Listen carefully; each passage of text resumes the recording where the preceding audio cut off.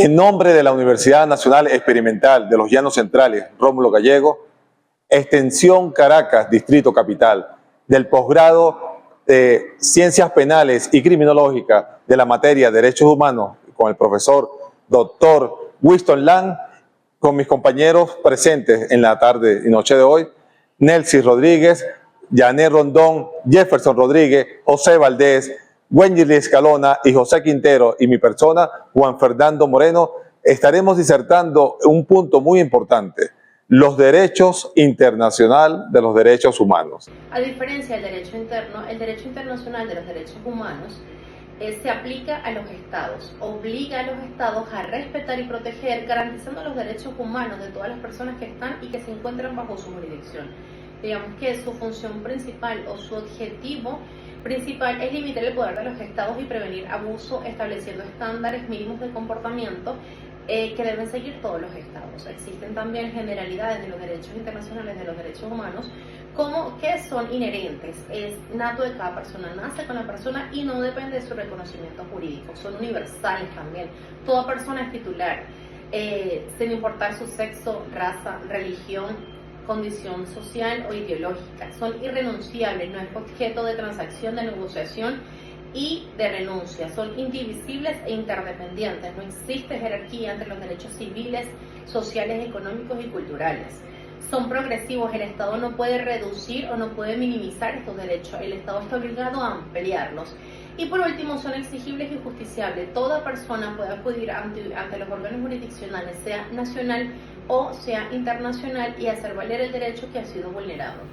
El derecho internacional de los derechos humanos establece las obligaciones que los estados deben respetar cuando estos deciden pasar a ser parte de los tratados, pactos y convenciones internacionales, tales como la Declaración Universal de los Derechos Humanos, el Pacto Internacional de los Derechos Civiles y Políticos y el Pacto Internacional de Derechos Económicos, Sociales y Culturales.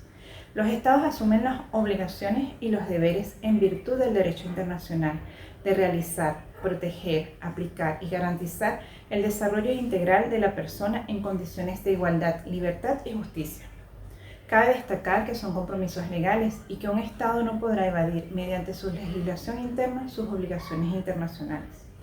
El derecho internacional de los derechos humanos permite garantizar que un Estado respete y aplique todos los derechos consagrados en los tratados y convenciones establecidos, que forman un todo normativo. Todo ello con la finalidad de lograr el cumplimiento progresivo dentro de cada Estado. Recordemos que los derechos humanos son un conjunto de normas establecidas que protegen y garantizan esos derechos humanos fundamentales que deberán protegerse a nivel mundial, que los estados deben cumplir y deberán esforzarse en conglomerar un todo formado por sus instituciones e individuos para el pleno cumplimiento de sus compromisos adquiridos a nivel internacional en materia de derechos humanos. Es por ello que las obligaciones de los estados implican la responsabilidad activa de crear y mantener un entorno donde las personas puedan disfrutar de sus derechos plenamente. Las obligaciones se dividen en tres categorías. 1. Respetar, abstenerse de inferir en el disfrute de los derechos. 2. Proteger, prevenir y sancionar violaciones cometidas por terceros. Y 3. Garantizar o cumplir, adoptar medidas legislativas, judiciales y administrativas para hacer efectivos los derechos. Ahora bien, con el fin de asegurar el cumplimiento por parte de los estados, existen algunos mecanismos de supervisión, tales como Comité de los Tratados. Estos son órganos de expertos independientes que monitorean la implementación de los tratados de derechos humanos. Los estados deben presentar informes periódicos sobre su progreso. También existe el procedimiento de quejas individuales. Algunos tratados permiten a las personas presentar quejas ante comités internacionales si sus derechos han sido violados y no han obtenido justicia a nivel nacional. Y por último, el examen periódico universal es un proceso único del Consejo de Derechos Humanos de la ONU en el que se evalúa la situación de los derechos humanos en cada Estado miembro. Cada 4 años todos los estados son revisados, lo que fomenta la transparencia y el diálogo. Ya para concluir, un Estado no solo debe ser observador, debe también ser un sujeto obligado a prevenir, investigar, sancionar y reparar las violaciones de los derechos humanos. La protección internacional de los derechos humanos De la protección internacional de los derechos humanos hablamos de dos ámbitos, el ámbito universal y el ámbito regional. En el ámbito universal mencionamos al conocido Comité de las Naciones Unidas. En el Comité de las Naciones Unidas o el Consejo de Derechos Humanos está encargado de realizar el EPU, que es el Examen Periódico Universal. Es un examen que se le hace a los países basado en el estudio y observación del cumplimiento de los derechos humanos. En el ámbito regional hablamos de los sistemas regionales, hablamos del sistema americano, el sistema europeo y el sistema africano. En el sistema americano conocemos todos la Comisión y Corte Internacional Interamericana de Derechos Humanos. En el ámbito europeo tenemos el Tribunal Europeo de Derechos Humanos. Y en el ámbito africano tenemos el Comité y la Corte Africana de Derechos Humanos. Un ejemplo internacional muy conocido por todos es en el país mexicano y en nuestro vecino Colombia, donde se realizó el EPU. En ese EPU pudimos ver que se realizaron reformas en la Comisión de Derechos Humanos de cada país. ¿Por qué? Se cambió el sistema de justicia colombiano y el sistema de justicia mexicano basado en la observación de derechos humanos del informe emitido por la EPU. El sistema de protección de los derechos humanos. Elementos principales. El sistema combina normas internacionales que reconocen los derechos, órganos de supervisión que evalúa su cumplimiento, mecanismo de reparación que garantiza la justicia a las víctimas, universalidad y regionalismo. El sistema universal de la ONU se articula con el sistema regionales en América, Europa y África, conforma una red multinivel de protección. Resto del sistema.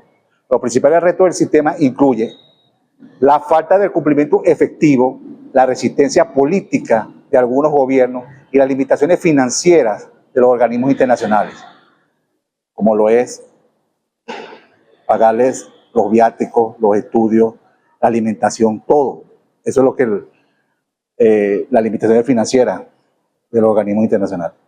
Los derechos humanos han sido reconocidos en diferentes declaraciones y tratados internacionales. Se divide en dos grandes grupos. Está el Sistema Universal o Sistema de Naciones Unidas, que son todos los mecanismos de protección creados dentro de las Naciones Unidas o tratados que se han formado dentro del marco de las Naciones Unidas. Este sistema es bastante amplio, va desde el Consejo de Derechos Humanos de las Naciones Unidas. Es el órgano intergubernamental que se encarga de examinar violaciones y se encarga de realizar el examen periódico universal. También está la Oficina del Alto Comisionado de las Naciones Unidas para los Derechos Humanos, ACNUR. Esta se encarga de supervisar violaciones, elabora informes temáticos y asesora técnicamente a los estados. También está la Corte Penal Internacional. En general, el sistema de Naciones Unidas se conoce como el sistema universal, justamente porque aplica a todos los estados de las Naciones Unidas. Por otro lado, están los sistemas regionales de protección de los derechos humanos. Estos son tres sistemas súper importantes. Está el sistema africano, el sistema europeo y el sistema interamericano. Cada uno de estos sistemas funciona de manera diferente. Por ejemplo, el sistema africano y el sistema interamericano hay dos órganos de protección, que es la Corte y la Comisión, mientras que el sistema europeo solo maneja un tribunal. Además, en cada uno de estos sistemas se usan las declaraciones y tratados que hayan acordado los estados de esa región. En América se utiliza la Declaración Americana de Derechos y Deberes del Hombre y la Convención Americana de los Derechos Humanos, mientras que en Europa se utiliza el Convenio Europeo de Derechos Humanos y en África la Carta Africana sobre Derechos Humanos y de los Pueblos. A raíz de los conflictos internacionales que hubieron en la Primera y Segunda Guerra Mundial, en 1948, las naciones deciden crear un sistema de normativas que regule los derechos humanos de los ciudadanos. En este caso, obviamente, sin tomar en cuenta la discriminación de la raza, de la etnia, de la religión o de las clases sociales. A raíz de todo esto, estas instituciones crean en 1948 la Organización de las Naciones Unidas, crea lo que se llama el Comité de Derechos Humanos. También se constituye en base a algunos pactos posteriores, como en 1966, el Pacto de San José, que se crea la Corte Interamericana de Derechos Humanos, y ellas vienen a crear también instituciones como es la Corte Europea, donde se va a ventilar y se van a supervisar y tratar de que todas las naciones puedan proteger de una u otra forma estos derechos. A raíz de todo esto, obviamente ha traído sus ventajas y desventajas. Y las ventajas son, por lo menos en el caso de Venezuela, en la Constitución de 1999, en su artículo 23, indica que reconoce los tratados internacionales sobre derechos humanos. Esto ha permitido que Venezuela desarrolle en otras normas internas lo que son los derechos humanos con respecto a la mujer, al niño, niña, adolescente, a las personas con minusvalía, ¿ok? Y aquello sobre el ambiente, en el derecho a la alimentación, a los servicios básicos. Pero hay carencia de una policía internacional que pudiera hacer cumplir las decisiones que ha tomado las Cortes Interamericanas de Derechos Humanos, la Corte Europea. Tenemos casos como el de Turquía, como el caso de Honduras, que no han podido ser ejecutadas porque falta la seriedad de las naciones. Por el otro lado, pues obviamente se necesita un financiamiento para que estas instituciones puedan lograr llegar más allá de una simple decisión y poder ejercer el pleno cumplimiento de las decisiones sobre lesa humanidad, sobre violaciones a los derechos humanos que no van a prescribir en ningún momento. Por eso que los derechos humanos a nivel internacional cambia nuestra faceta de ver la situación a nivel global. Y hoy en día tenemos retos como, ya tenemos el terrorismo, tenemos organizaciones delictivas internacionales, tenemos problemas de bloqueo, de sanciones administrativas por algunos otros estados a otros estados que deben solucionarse.